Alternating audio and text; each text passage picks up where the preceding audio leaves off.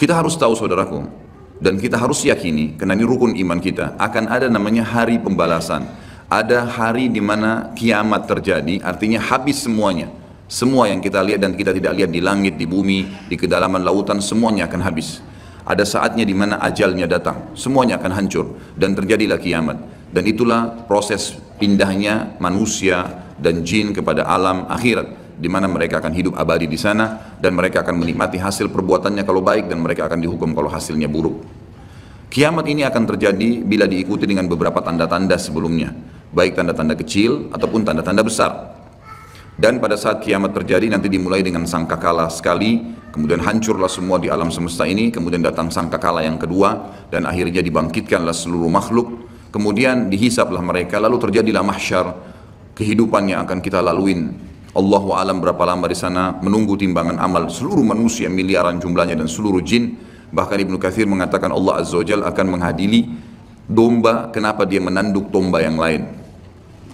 Setelah itu jalanan ditentukan ke surga atau ke neraka dan tidak ada tempat yang ketiga. Kita harus sadar teman-teman sekalian, penentuan masalah hari kemudian nanti, di mana kita akan mendapatkan cuma surga atau neraka, adalah kehidupan kita sekarang. Ini sekarang Anda masih bisa menghembuskan nafas, masih bisa beraktivitas, masih mudah untuk menangkap mana yang boleh dan mana tidak boleh yang diperintahkan oleh Tuhan kita Allah dan aplikasikan dalam kehidupan sehari-hari. Maka ini penentuan nanti di sana bagaimana, dan tidak ada tempat lain, surga atau neraka. Maka jangan nanti tiba di saat terakhir dihisab di hari kemudian baru kita menyesal. Itu keliru. Orang mukmin harus jeli. Ingat teman-teman, Allah memberikan kepada kita akal pikiran yang jernih, bisa berpikir, bisa menangkap, bisa memilah mana baik, mana buruk. Hati kita juga begitu, punya perasaan yang peka, tahu mana baik, mana buruk, mana yang disukai, mana yang tidak disukai. Semua itu sebenarnya fasilitas yang Allah berikan tanpa harus menunggu hukuman datang baru mau taubat. Orang mukmin jeli, cerdas. Sabda Nabi SAW, al-mu'minu qayyisul fatin. Orang mukmin itu qayyis, cerdas sekali. Fatin itu pekah luar biasa. Jadi mereka tuh tahu kalau mereka buat salah, ini salah nih, ditinggalin. Apapun godaannya, dilawan sama dia karena dia tahu ini haram dan dia tahu setiap pelanggaran agama pasti ada konsekuensi hukum. Tidak ada dosa yang dilakukan sekecil apapun tidak ada konsekuensinya. Harus ada. Sekali antum menggibah, jangan heran setelah taubat tiba-tiba kita digibah, pembersihan dosa yang lama. Dulu pernah kita mengambil, membuat nota palsu, mencuri sesuatu, jangan heran sekarang kalau beli HP baru jatuh hilang, itu biasa. Harus ada konsekuensi pembersihannya. Tidak mungkin tidak ada, mustahil, siapapun itu. Bahkan Nabi SAW sendiri bukan kita katakan beliau melakukan dosa karena sudah diampuni. Tapi beliau sendiri mengatakan saya pun diberikan cobaan oleh Allah Subhanahu Wa Taala penyakit yang lebih berat double daripada apa yang diberikan kepada kalian. Apalagi manusia biasa yang penuh dengan dosa seperti kita. Kita akan bahas fase hari kiamat ini teman-teman sekalian dengan tanda-tandanya, kecil dan besar. Kemudian kita akan masuk ke fase kiamatnya. Kemudian kita akan masuk ke ada bahasan di pasal ke-11 nanti tentang adab dan nikmat kubur. Kemudian nanti kita akan masuk ke fase mahsyar, kemudian surga dan neraka. Ini memang poin yang akan dibahas secara berentetan tentang masalah ini. Saya tidak tahu yang lalu sudah pernah saya jelasin pasal ini atau belum? Belum ya? Saya akan bacakan pasal ke-10. Beriman kepada hari kemudian, hari pembalasan, hari kebangkitan dan seterusnya. Namanya ada banyak sekali. Seorang muslim beriman, meyakini dengan hatinya, mengikrarkan dengan lisannya, mengaplikasikan dengan anggota tubuhnya, maksudnya dia lakukan ketaatan supaya selamat di akhirat dan menjauhi pelanggaran agar tidak dihukum. Seorang muslim beriman bahwasanya kehidupan dunia ini mempunyai saat-saat di mana ia akan berakhir, pasti, tidak ada keraguan di situ, dan mempunyai hari terakhir yang tidak ada hari sesudahnya.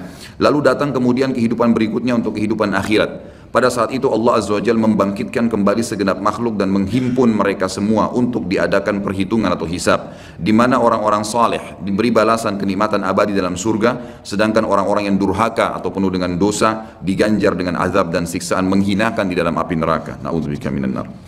Ia juga beriman bahwasanya hari akhirat ini didahului oleh tanda-tanda kiamat seperti munculnya Dajjal, Ya'juj Ma'juj, turunnya Nabi Isa alaihissalam dari langit, keluarnya binatang melata yang dapat berbicara, terbitnya matahari dari tempat terbenamnya sebelah barat dan tanda-tanda lainnya. Kemudian sangkakala atau trompet raksasa ditiup satu kali untuk kematian dan kebinasaan, lalu tiupan berikutnya untuk kebangkitan dan hidup kembali serta menghadap kepada Rabbul Izzah, Allahu Azza wa Jalla.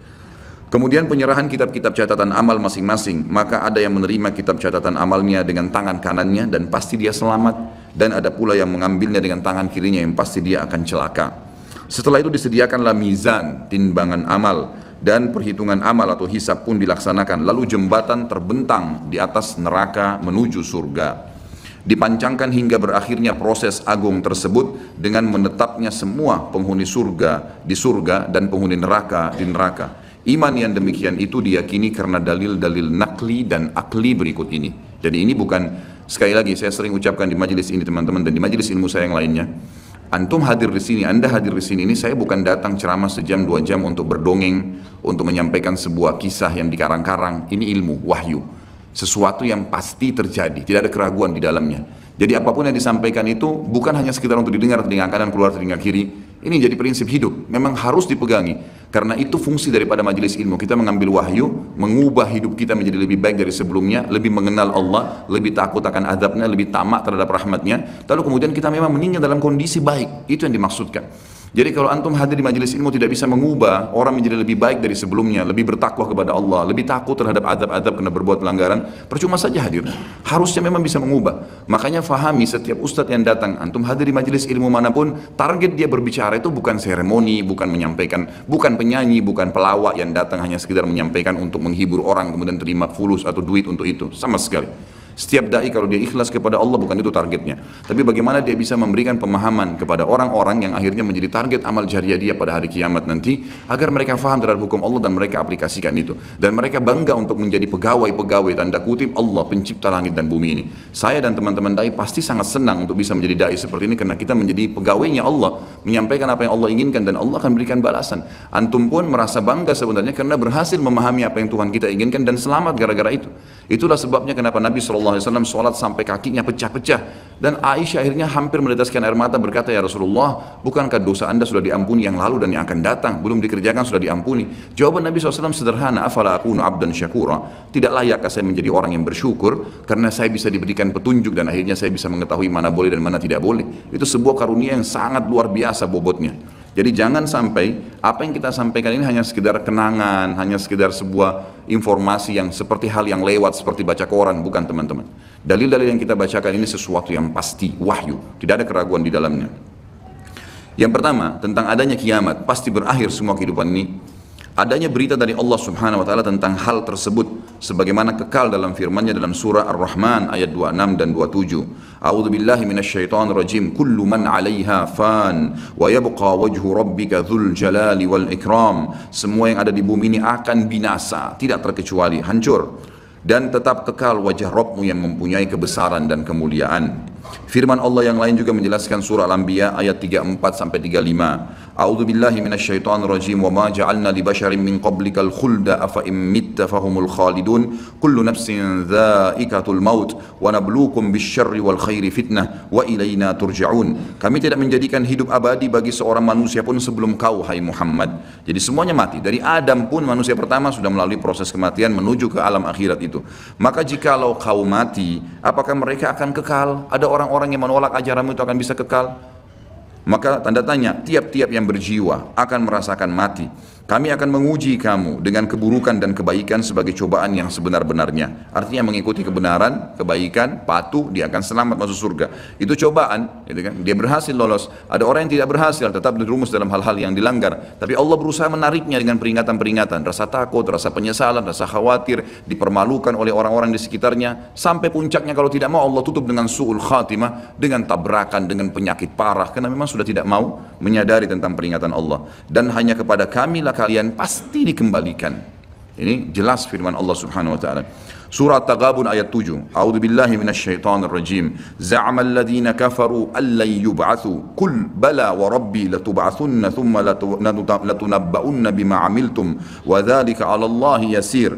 Orang-orang yang kafir mengatakan bahwasanya mereka sekali-kali tidak akan dibangkitkan lagi. Tidak ada hari kiamat, enggak ada hari hisab. Katakanlah hai Muhammad dengan jelas dan tegas, tidak demikian demi Rabbku, demi Allah, demi Tuhanku. Benar-benar kalian akan dibangkitkan, kemudian akan diberitakan kepada kalian apa yang telah kalian kerjakan. Yang demikian itu adalah mudah bagi Allah.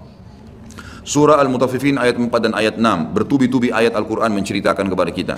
A'udzu billahi minasyaitonir rajim. Ala yadhunnu ulaika annahum mab'utsun liyaumin 'adzim yauma yaqumun nasu lirabbil alamin. Tidakkah orang-orang itu yakin bahwasanya sungguhnya mereka akan dibangkitkan pada suatu hari yang besar, berat hari itu. Beratnya luar biasa karena penentuannya surga atau neraka, enggak ada opsi, enggak ada tengah-tengah.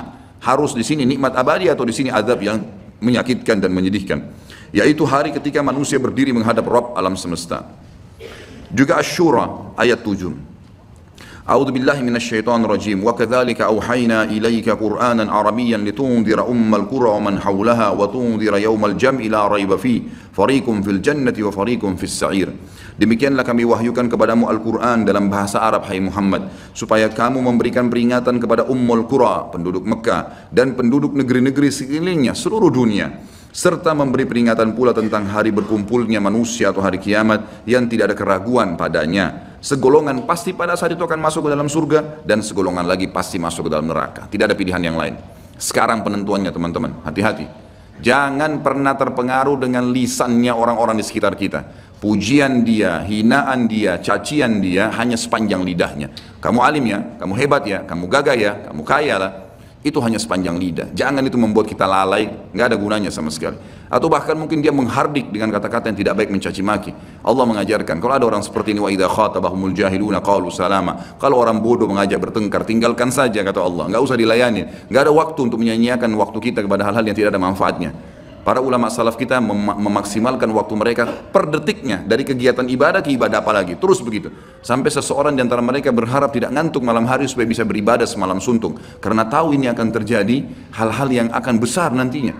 Para sahabat Abu Darda, Abu Hurairah dan sahabat-sahabat Nabi yang lain semuanya, mereka sering menangis tiba-tiba tanpa sebab. Lalu ditanya oleh orang-orang sekitarnya dari para tabi'in, ada apa? Anda ini menangis, bukankah Anda sahabat Rasulullah? Maka jawaban mereka, sungguh bekal kami sangat sedikit, perjalanan masih panjang, tidak ada jaminan amal kami sudah diterima walaupun kami sudah melakukannya. Mungkin ya, ada kekurangan-kekurangan dalam amal tersebut, kita tidak pernah tahu. Dari khayalan sholat, dari ini, dari itu, dari riya dan seterusnya, ini berbahaya. Kalau para sahabat bisa khawatir begitu, bagaimana dengan kita teman-teman sekalian? Harusnya kita lebih jeli dan lebih hati-hati lagi. Alhamdulillah dengan kemahamurahannya Allah, Allah memberikan fasilitas yang namanya taubat, mudah sekali dilakukan. Tinggal mau meninggalkan perbuatan salah, jadi orang baik-baik, itu saja. Patuhi jalannya Allah, maka Allah masih bisa mengampuni itu kesalahan-kesalahan. Walaupun apa yang sudah kita sia-siakan sudah rugi sendiri. Artinya kalau pernah kita selama 10 tahun lalai terus berbuat dosa, dan dalam 10 tahun itu ada orang lain yang sudah berbuat amal ibadah, sudah puasa Senin Kamis, sudah puasa, sudah hadir majelis ilmu, sudah sholat 5 waktu di masjid, sementara kita lalai, maka tentu berbeda antara kita dengan dia. Itu secara akal sehat pastinya. Jadi jangan sampai kita menganggap semua orang sama tingkatannya, tidak. Tapi bukan mustahil dengan amal-amal yang tersisa setelah kita taubat akan meninggikan derajat kita. Bukan mustahil. Merengek, memohon, tamak terhadap rahmat Allah diperintahkan, dianjurkan. Dalam surah Zalzalah yang sangat masyhur, ayat 1 sampai ayat 8, satu surah lengkap, Allah Subhanahu wa taala menyebutkan, A'udzu billahi minasyaitonir rajim, idza zulzilatil ardu zilzalaha wa akhrajatil ardu athqalaha wa qala al insanu ma laha yawma idzin tuhadditsu akhbaraha bi anna rabbaka awha laha yawma idzin yasdurun nasu ashtatan liyaraw a'malahum faman ya'mal mithqala dharratin khairan yarah wa man ya'mal mithqala dharratin syarran yarah. Apabila bumi digoncangkan dengan goncangannya yang dahsyat dan bumi telah mengeluarkan beban-beban berat yang dikandungnya, semuanya yang ada kuat, tambang-tambang segala suatu batu-batu yang kuat di bawah tanah semua terbongkar pada hari itu. Dan manusia bertanya, mengapa bumi jadi begini? Pada hari itu bumi menceritakan beritanya, karena sungguhnya Rabbmu telah memerintahkan yang demikian kepadanya. Pada hari itulah manusia keluar dari kuburnya dalam keadaan yang bermacam-macam, supaya diperlihatkan kepada mereka balasan pekerjaan mereka. Barang siapa yang mengerjakan kebaikan walaupun seberat zarrah, biji sawi, niscaya dia akan melihat balasannya. Dan barang siapa yang mengerjakan kejahatan walaupun seberat biji zarrah, biji sawi, niscaya dia akan melihat balasannya pula. Surah Al-An'am 158. A'udzu billahi minasyaitonir rajim. Hal yanzuruna illa an ta'tiyahumul malaikatu aw ya'tiya rabbuka aw ya'tiya ba'du ayati rabbik yauma ya'ti ba'du ayati rabbika la yanfa'u nafsan imanuha lam takun amanat min qablu aw kasabat fi imaniha khaira. Al-ayah. Yang mereka nanti-nanti, kapan mau taubat nih? Kapan yang kafir itu mau beriman kepada Allah? Yang mereka nanti-nanti tidak lain hanyalah kedatangan malaikat kepada mereka untuk mencabut nyawa mereka. Tidak ada yang lain. Berarti keras kepala, nggak mau taubat, nggak mau baik, nggak mau berubah, nggak mau meninggalkan dosa-dosa, kalau gitu tunggu aja malaikat mau datang. Atau kedatangan Rabbmu, atau pada hari kiamat lebih dahsyat lagi, atau kedatangan sebagian tanda-tanda Rabbmu, ya, tanda-tanda sebelum terjadi hari kiamat. Pada hari datangnya sebagian tanda-tanda Rabbmu, tidaklah bermanfaat lagi iman seseorang bagi dirinya sendiri yang belum beriman sebelum itu, atau dia belum mengusahakan kebaikan dalam masa imannya. Ada beberapa ayat di sini akan disebutkan berhubungan dengan masalah prosesi terjadinya kiamat dan tanda-tanda. Cuma dalam buku Minhajul Muslim, Syekh Abu Bakar rahimahullah, beliau menggabungkan semuanya, jadi bercampur baur dalil. Makanya saya akan bacakan dulu semua dalilnya, dan nanti kita akan coba susun prosesi kejadian kiamat itu sendiri. Sekarang ayat yang dibacakan adalah ayat yang berhubungan tentang masalah salah satu tanda-tanda hari kiamat besar. Jadi ada 11 tanda-tanda kiamat besar yang disepakati oleh para ulama. Salah satunya adalah ini, ya. Surah Al-An'am ayat 82. A'udzu billahi minasyaitonir rajim. Wa idza waqa'al qawlu 'alaihim akhrajna lahum dabbatan minal ardi tukallimuhum anna an-nasa kanu biayatina la yuqinun. Apabila perkataan telah jatuh atas mereka, kami keluarkan sejenis binatang melata dari bumi yang akan mengatakan kepada mereka bahwa sungguhnya manusia dahulu tidak yakin kepada ayat-ayat kami. Sampai sini saya tahan dulu dan kita akan jelaskan 10 atau 11 tanda-tanda kiamat itu. Bagi teman-teman yang memegang bukunya bisa melihat di halaman 86. Saya akan bacakan hadisnya. Hadis ini riwayat Imam Muslim nomor 2901. Jadi tanda-tanda kiamat itu ada besar ada kecil. Tentu kalau tanda-tanda kiamat kecil banyak sekali. Di antaranya hadis riwayat Muslim yang juga yang berbunyi, kata Nabi SAW, tidak akan terjadi kiamat sampai aku diutus menjadi Nabi. Hitunglah 6 tanda-tanda kiamat, ini kecil. Lahirnya aku, diutusnya aku, dan meninggalnya aku. Berarti sudah ada 3 dan sudah terjadi. Kemudian akan tersebarnya, ya, penyakit taun. Dan ini sudah terjadi zaman Umar radhiyallahu anhu. Terbebasnya Palestina di zaman Umar radhiyallahu anhu, gitu kan. Kemudian pembebasan negeri Persia terjadi di zaman Umar radhiyallahu anhu. Berkumpul semua itu. Jadi 6 tanda-tanda ini sudah kelihatan semuanya. Tanda-tanda kiamat yang kecil sudah terjadi, ada yang sedang terjadi sekarang dan ada yang belum terjadi. Kalau yang sedang terjadi seperti misalnya hadis Nabi SAW yang berbunyi, tidak akan terjadi kiamat sampai orang-orang mengganti nama-nama minuman keras dengan nama-nama lain. Contoh, seperti sekarang misalnya menggantinya dengan istilah-istilah lain. Ya nama inilah, ya merek itulah, ya cuma sekian 5% alkoholnya dan seterusnya. Hadis yang lain, tidak akan terjadi kiamat sampai zina tersebar, dianggap biasa, dan juga banyaknya laki-laki yang menyerupai perempuan, dan juga minuman keras dianggap sebagai minuman yang biasa. Hadis sahih semuanya. Jadi ini semua kita lihat depan mata kita sedang terjadi, ya sedang terjadi. Kemudian yang belum terjadi itu seperti misalnya kalau tanda-tanda kiamat kecil terakhir sekali namanya Malhamah Kubra, peperangan besar antara kaum muslimin dengan orang-orang Nasrani. Yang ini disebutkan panjang lebar dalam hadis Bukhari lebih dari 3 lembar kalau tidak salah. Hadis ini berbunyi, kata Nabi SAW, kalian akan bersatu dengan Bani Asfar. Bani Asfar ini sebenarnya lebih tepatnya orang-orang Rum, ya, orang-orang Nasrani. Mereka akan bersatu, kalian akan bersatu dengan mereka untuk memerangi satu kaum, tapi tidak disebutkan kaum ini siapa. Yang jelas kita akan bersatu satu waktu dengan kelompok-kelompok Nasrani ini, kemudian kita bersatu memerangi satu kaum. Allahu a'lam siapa mereka. Sebagian ulama berijtihad mengatakan komunis, ada yang mengatakan kapitalis dan segala macam istilah, tapi kita beriman bahwasanya itu akan terjadi. Ringkas cerita, kalian akan memenangkan peperangan, pasukan tahaluf ini, sekutu ini akan menang. Kemudian setelah itu bubarlah semua pasukan dan tersisa pasukan di negeri Syam, Dan dari hadis ini juga ulama sekarang mengatakan kasus Syria ini akan berakhir dengan sendirinya karena memang hadis ini menjelaskan adanya ketentraman di negeri Syam, ya, sebelum terjadi tanda-tanda kiamat besar. Pada saat itu pasukan muslimin, ya, sedang pulang ke negeri Syam bersama dengan pasukan Bani Asfar ini, ya, suku yang dikatakan dari bangsa Romawi.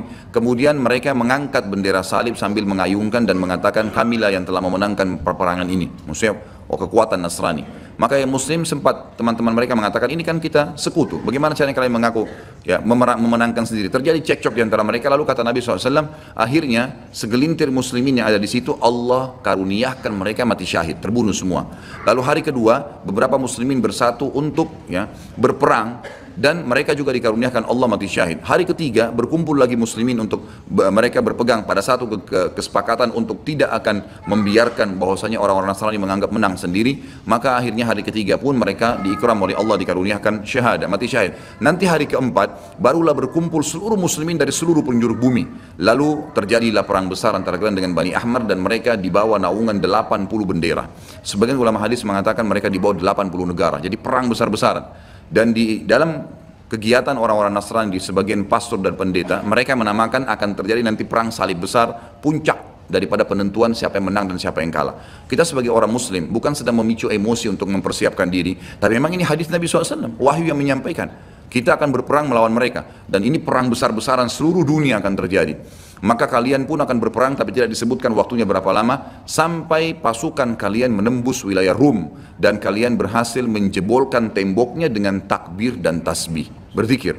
Dan tembok ini sebagian ulama mengatakan adalah Vatikan, karena memang satu-satunya markas orang-orang Nasrani yang menggunakan pintu gerbang. Kalau dibuka dianggap ada sebuah keputusan penting, kalau ditutup berarti sudah segala macam ya yang mereka kultuskan sekarang. Temboknya itu akan rubuh dengan takbirnya muslimin. Sebagian ulama hadis mengatakan karena banyaknya jumlah pasukan sampai akhirnya suara mereka begitu bergemuruh dan akhirnya meruntuhkan tembok itu. Allahu a'lam, itu makna hadis. Kemudian pada saat itulah syaitan, iblis menjelma jadi manusia lalu teriak di tengah-tengah pasukan muslimin berkata, wahai muslimin, Dajjal sudah keluar di tengah-tengah kalian. Dajjal sudah keluar di tengah-tengah kalian.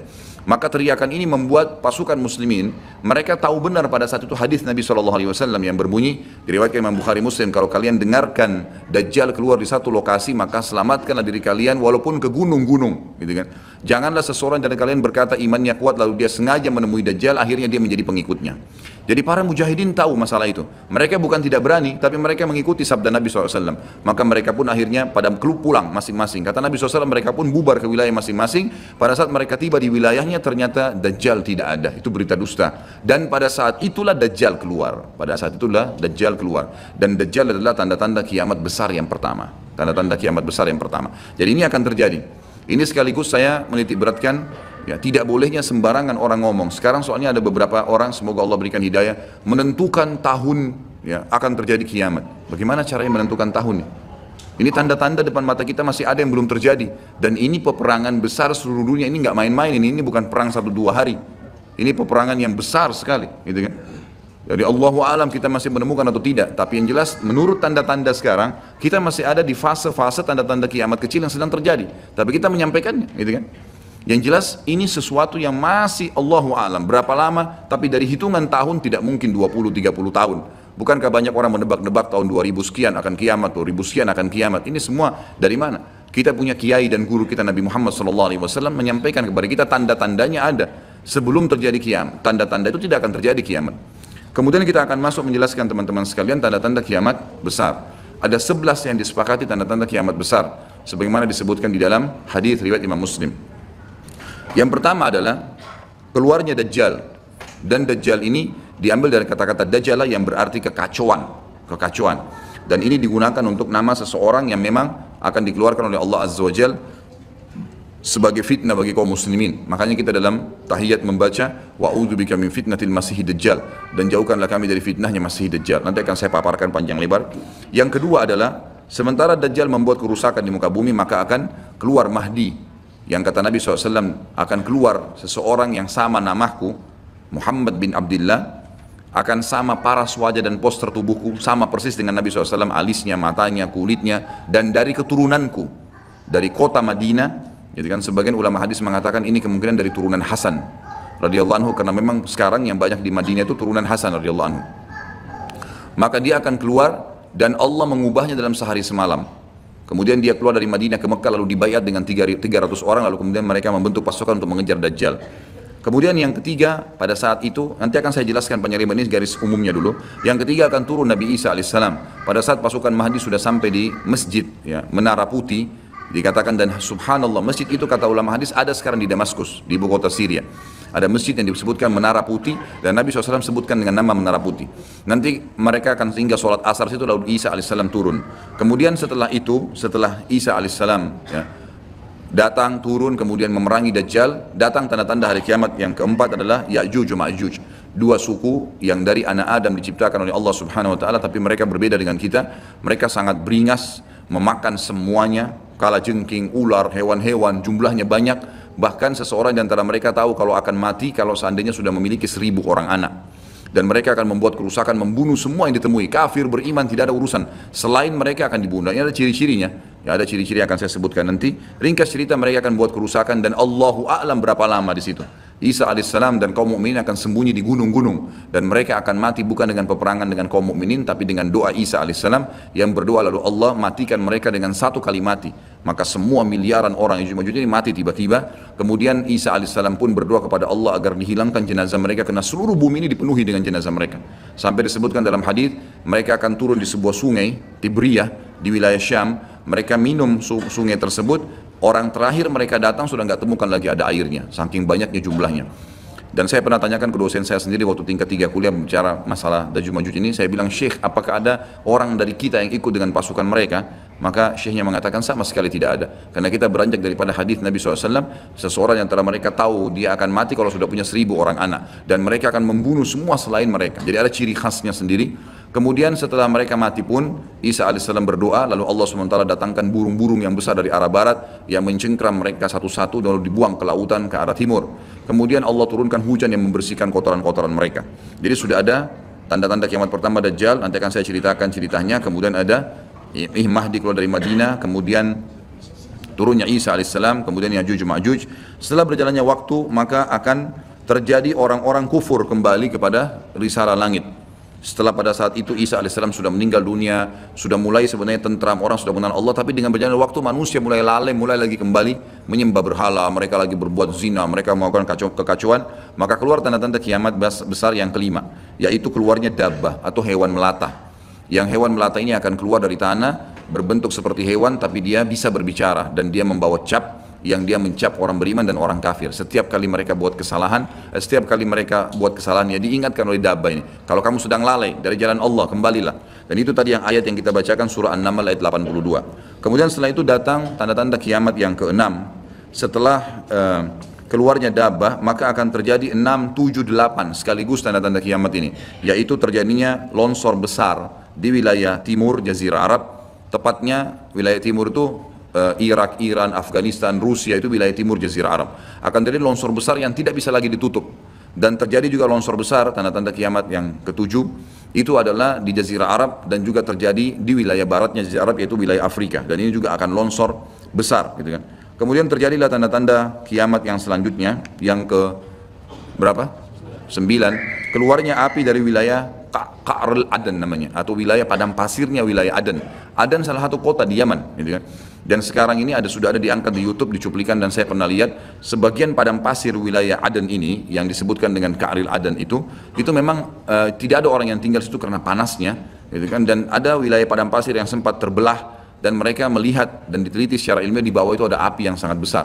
Jadi ini sudah disebutkan dalam hadis Nabi Sallallahu Alaihi Wasallam. Kemudian selanjutnya akan terbit matahari dari barat sebagaimana dia biasa terbenam dari situ. Ini ada berapa? 10 ya? Berarti ada satu yang tertinggal ya. Iya, keluarnya asap, maaf. Jadi sebelum terjadinya longsor 6, 7, 8 tadi, yang keenamnya itu adalah kelihatannya kabut. Di seluruh muka bumi ini akan terjadi kabut yang menutupi bumi ini, dan semua dunia ini akan melihat kabut itu dalam beberapa waktu. Inilah 11 tanda-tanda kiamat besar. Baik, kita akan rincikan dengan izin Allah satu persatu. Kalau terjadinya atau keluarnya Dajjal, ini disebutkan dalam banyak hadis, banyak sekali, dan ini yang paling banyak diingatkan. Di antaranya hadis Bukhari yang berbunyi, kata Nabi SAW, tidak ada seorang Nabi pun kecuali sudah mengingatkan kaumnya tentang si buta sebelah kanan. Ya.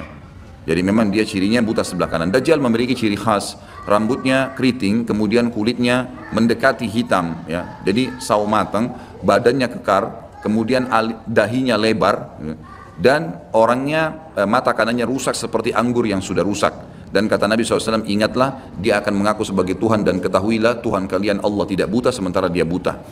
Kemudian orang-orang pada bertanya, ya Rasulullah, bagaimana bisa orang mengikutinya?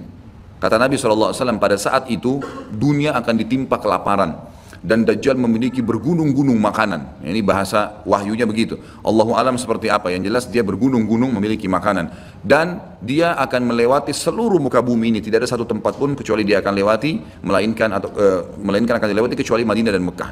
Itu yang dia tidak bisa masukin. Dajjal akan membuat kerusakan di muka bumi 40 hari. Satu hari pertama seperti setahun, satu hari kedua seperti sebulan, hari ketiganya seperti sepekan, dan sisa harinya seperti hari-hari kalian. Berarti setahun, 2 bulan, 2 pekan. Dan ini kemungkinan kata sebagian ulama, dia akan menggunakan teknologi yang ada sekarang. Karena Nabi SAW mengatakan akan keluar Dajjal dari wilayah Yahudiyah di Khurasan. Wilayah Yahudiyah ini subhanallah, sekarang di Iran ada satu perkampungan namanya Yahudiyah, diberikan nama itu, dan mayoritas penduduknya orang Yahudi. Kata Nabi SAW, Dajjal akan keluar dari wilayah Yahudiyah di Khurasan. Khurasan itu Iran, gitu kan? Dan sekarang ini sudah ada, semua ini ada. Tidak mungkin salah sabda Nabi SAW. Dikatakan akan keluar dan diikuti dengan 70.000 orang Yahudi. Dan sebagian ulama hadis mengatakan pada saat itu teknologi sangat canggih, seperti sekarang, lebih canggih lagi, gitu kan? Sehingga Dajjal mengelilingi muka bumi ini dengan 1 tahun, 2 bulan, 2 pekan itu sudah kelilingi seluruh dunia. Dan setiap kali kata Nabi SAW dia memasuki sebuah wilayah dan orang-orang beriman padanya, maka wilayah itu akan subur, turun hujan dari langit, perekonomian mereka, ya, perkebunan, peternakan, semua akan subur. Dan setiap wilayah yang ditinggalkan oleh Dajjal tidak mau beriman, maka akan susah, hujan tidak turun dari langit, hasil mereka mengurang dan seterusnya. Jadi memang ini sabda Nabi SAW disuruh kita menghindar, bukan melawannya. Dajjal akan terus membuat kerusakan di muka bumi dan banyak sekali pengikut-pengikutnya. Kata sebagian ulama hadis, beritanya akan merambat sangat cepat dan banyak pengikutnya karena menggunakan media. Kemungkinan menggunakan media kayak kita sekarang merambat luar biasa, mudah ditangkap informasinya.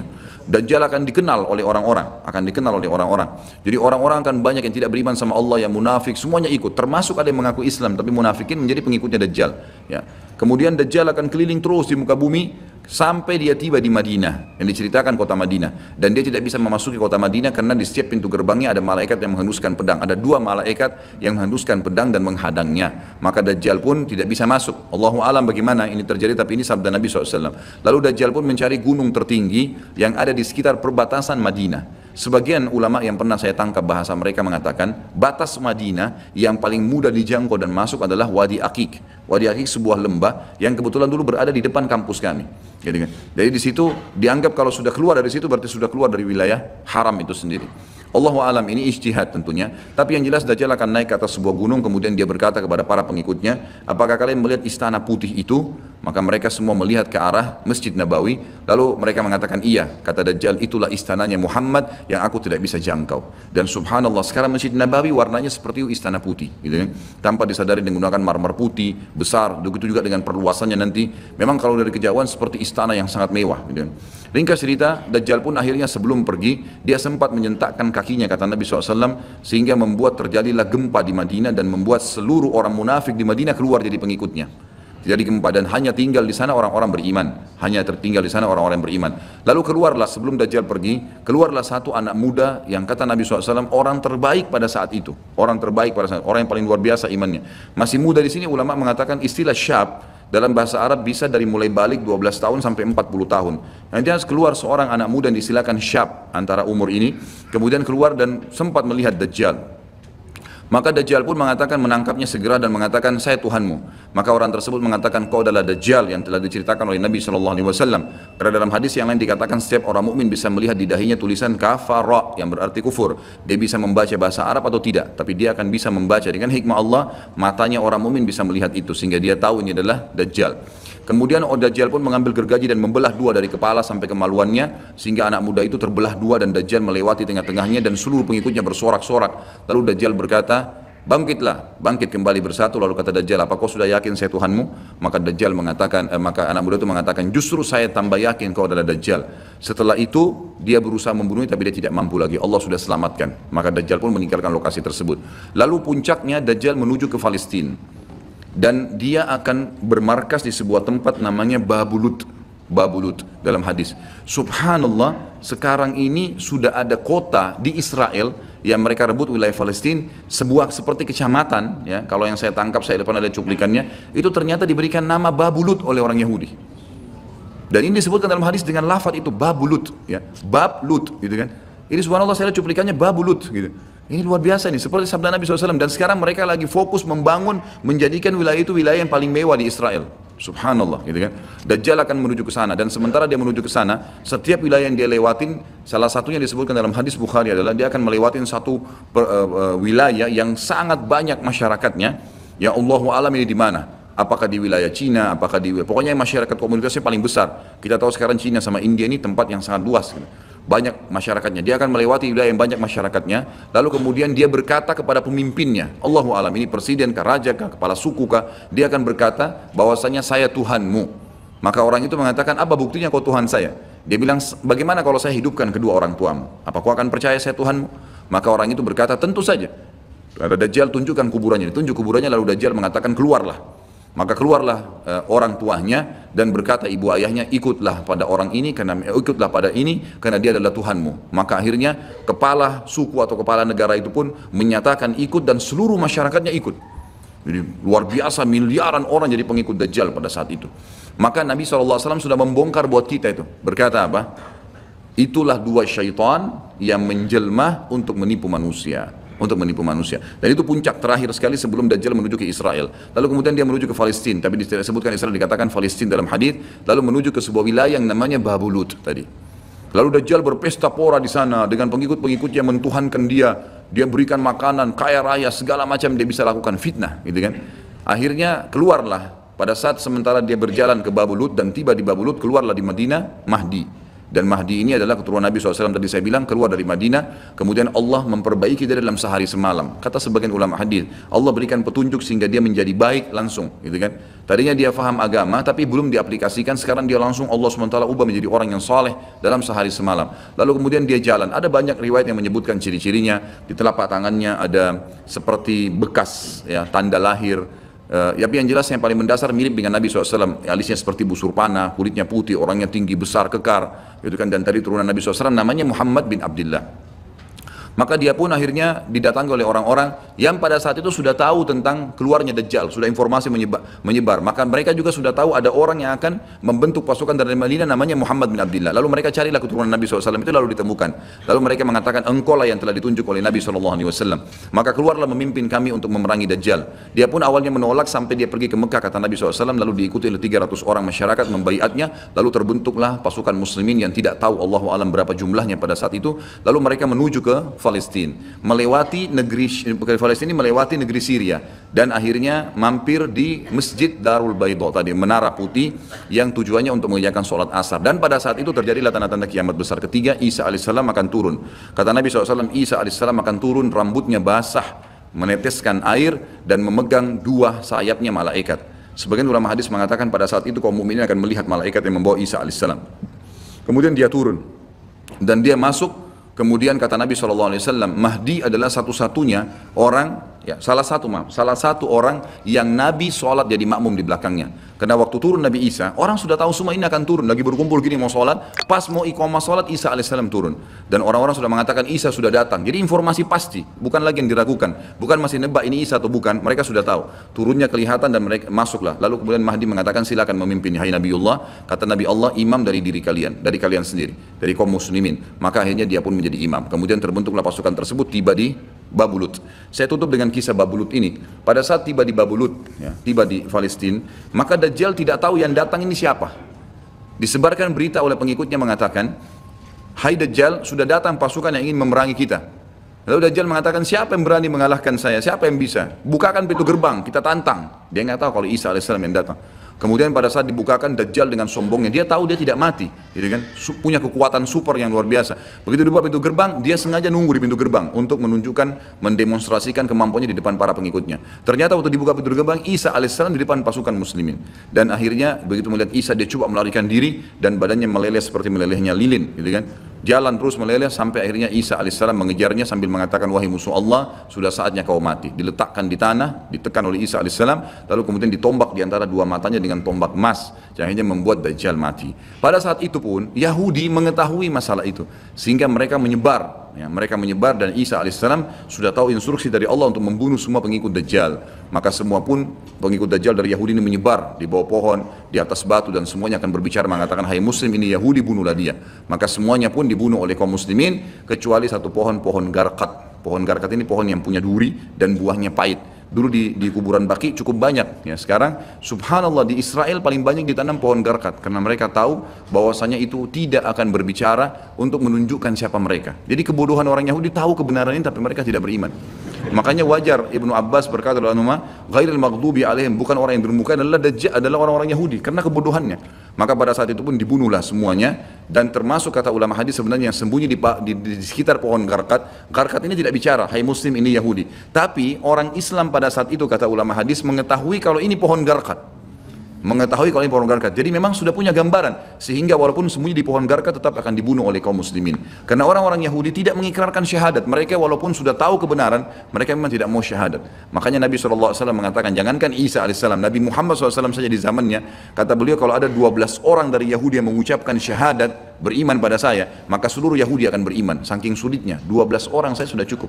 Tapi pada saat itu pun sama, walaupun dibunuh mereka tidak mau beriman kepada Allah SWT. Ini juga terjadi pada saat terjadi pembunuhan suku Quraidah. Jadi pada saat itu Nabi SAW mengepung mereka, diberikan kesempatan untuk taubat, mereka tidak mau. Akhirnya mereka menganggap kalau dibunuh oleh Nabi SAW, dibunuh oleh kaum muslimin, mereka akan menuju ke surga, gitu kan.